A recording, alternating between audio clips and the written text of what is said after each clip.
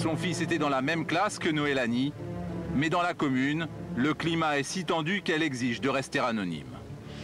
Mon enfant a commencé à dire, voilà, j'étais au courant de ça. Noélanie m'a dit que c'était un secret, qu'il ne fallait pas le dire à ses parents parce qu'elle ne voulait pas leur faire de la peine. Il y a tel et tel enfant qui m'étrangle. J'ai peur. Et mon enfant un jour m'a dit, si on en avait parlé à ses parents, elle serait peut-être encore là aujourd'hui. C'est difficile, oui. Il n'y a pas un jour où il n'en parle pas. La mère de Noélanie est aujourd'hui persuadée que sa fille aurait pu être sauvée. Après sa mort, elle a retrouvé des petits mots cachés dans sa chambre, comme autant de testaments laissés à sa famille. On a trouvé des lettres, plein de choses, cachées un peu partout. Qui disait quoi?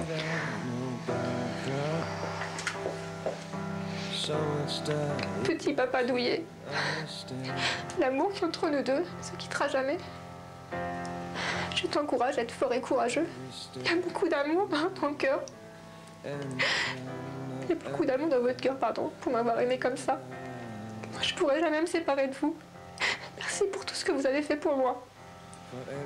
Noélanie Senet, 8 ans. Donnez. On a tous eu le droit à de petits mots d'amour. On en a retrouvé longtemps après sa mort parce qu'on croyait chercher partout et puis qu'on a trouvé encore caché au fond d'un tiroir au fond dans mes enveloppes que je n'avais pas vues. Voilà, on nous remercie pour tout, quoi. Dans le village, la mort de Noélanie est un tel choc que certains parents vivent désormais dans l'angoisse qu'un nouveau drame se produise.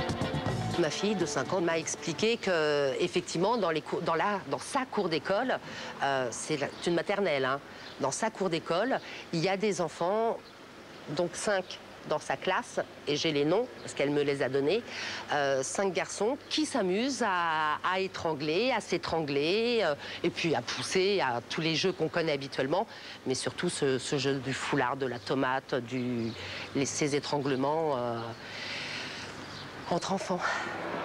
Donc la seule possibilité que j'ai en tant que parent pour être sûre de retrouver ma fille comme je l'ai laissée le matin, c'est de venir voir à travers le grillage ce qui se passe dans la cour d'école.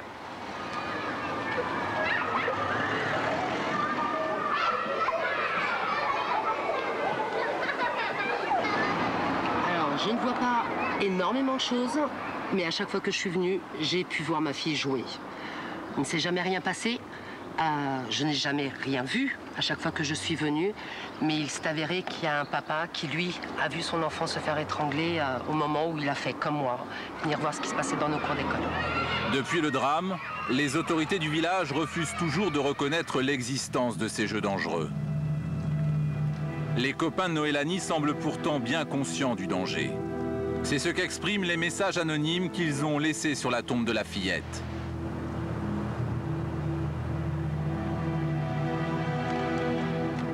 Des petits mots que les parents de Noélanie découvrent encore régulièrement. Moi, je t'ai toujours cru. J'aurais dû réagir pour te sauver.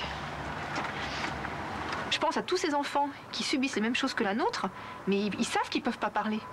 Mais il ne faudra pas s'étonner s'il y a encore un drame. Et nous, c'est ça qui nous rend mal, en fait, si vous voulez, dans ces petits mots. C'est qu'on sait qu'il y a des gamins qui savent, voilà, qui peuvent rien dire, à part venir en cachette, mais des petits mots, quoi. Et en fait, elles sont le déni des écoles vis-à-vis des jeux d'étranglement, Françoise Cochet le connaît trop bien. En l'an 2000, son fils de 14 ans est mort des suites du jeu du foulard. Voilà.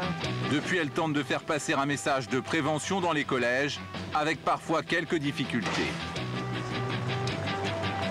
Aujourd'hui, en 2008, il y a des chefs d'établissement qui ont très peur du sujet. Et en fait, pourquoi? C'est parce qu'ils ignorent le problème. Ils n'ont pas assez d'informations. Il faudrait que nous, on arrive à informer tous les chefs d'établissement.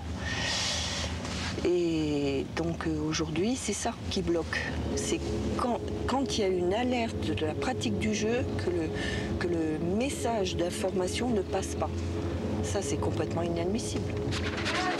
Aujourd'hui, Françoise Cochet intervient dans un collège du Val d'Oise. Pour appuyer son message, elle diffuse un film choc qui expose crûment le danger de ces pratiques. Le rêve bleu. L'histoire d'une jeune fille qui décide d'essayer le jeu du foulard seule dans sa chambre et qui n'arrive pas à défaire ses liens à temps. T'as pensé quoi du film? J'étais choquée. T'es choquée? J'avais dit que c'était dur. Il ne faut pas faire ce genre d'activité. Ah bah c'est sûr. Donc ça c'est la conclusion. Moi, je vais parler à mon petit frère ce soir. Parce qu'il est au 6e et j'ai peur qu'il fasse ça. Moi, je vais parler à mes deux petits frères. Mais moi, ça m'est déjà arrivé. De toute façon, quand j'étais en CM2, je crois, j'étais avec un pote, un matin, je partais à l'école. Après, il m'a dit un truc, il m'a dit, je vais faire un truc, tu vas tomber dans les pommes. Après, je le croyais pas. Après, il me l'a fait, il m'a dit, bloque ta respiration 15 secondes, j'ai bloqué 15 secondes. Il a mis ça à mon tour de mon trou. Après, je suis tombé dans les pommes pendant 10 secondes, je savais pas ce qu'il faisait. Je devais tomber, mais je suis pas tombé. De toute façon, je me retenais, je sais pas comment je faisais, mais après, je me suis relevé au bout de 10 secondes. Et à l'époque, tu n'avais pas du tout conscience que c'était dangereux. Cette nouvelle intervention de Françoise Cochet a peut-être permis d'éviter un drame. 8 ans après le début de son combat, elle s'interroge sur la difficulté à informer à grande échelle. Si nous, on a réussi sans rien à faire déjà passer l'information, vous pensez bien que les pouvoirs publics, que ce soit la santé, la jeunesse et sport, l'éducation nationale, l'intérieur, qui sont déjà coopératifs, mais s'ils prenaient tout ça en main, ça irait bien plus vite et on sauverait des vies, c'est évident. Nous, toute petite association, on a sauvé des vies, on en connaît des gamins qu'on a sauvés, qui ont été sauvés à temps de ce jeu. Donc vous pensez bien que si l'État s'y mettait, il y en aurait beaucoup des vies sauvées. Pourquoi l'éducation nationale et l'État en général n'en font-ils pas plus pour dénoncer ces jeux dangereux? Nous avons demandé des explications à Xavier Darcos. Xavier Darcos, vous êtes donc le ministre de l'Éducation nationale. Vous avez publié un rapport sur les jeux dangereux en 2007. Pourquoi ne pas envisager finalement une grande campagne nationale d'information à ce moment-là? Alors, une campagne de sensibilisation très forte peut avoir un double effet. De prévention, certes, mais aussi d'incitation. Nous l'avons vu il y a un an lorsqu'on a beaucoup parlé du jeu du foulard et au motif que ce sujet a été évoqué dans la presse, que nous avons signalé, que nous avons insisté sur sa dangerosité, subitement on a eu plus de cas. Vous avez demandé quand même au recteur de veiller à ce que chaque établissement donne une formation claire et précise sur les dangers de ce genre de jeu. En réalité, c'est loin d'être le cas. Encore une fois, comment là vous expliquez ces résistances? Comme les phénomènes sont rares et que qu'une partie de nos cadres craignent la publicité, parfois ce n'est pas leur préoccupation immédiate. Il s'agit de drames, donc ne serait-ce qu'un seul drame, c'est trop. Bien sûr, vous avez raison. Moi, j'ai donné des instructions très précises au recteur. J'ai édité cette plaquette qui a été tirée à 35 000 exemplaires. Vous me dites que c'est pas suffisant, je vais le vérifier. Vous n'avez pas de campagne nationale, de peur d'inciter finalement? C'est une question que je me pose. Je ne dis pas qu'il ne faut pas la faire. Il faut que nous regardions avec les associations, et je le répète, l'inspection générale qui me dira ce qu'elle pense. Peut-être faut-il le faire. En tous les cas, c'est une piste que je me promets d'explorer dans les jours qui viennent. Quelques jours après cette interview, Xavier Darcos nous a fait savoir qu'il allait envoyer une circulaire à tous les chefs d'établissement pour les sensibiliser au problème des jeux dangereux. La liste des jeux dangereux ne s'arrête malheureusement pas au jeu du foulard. Canettes, Gardave, couloir de la mort,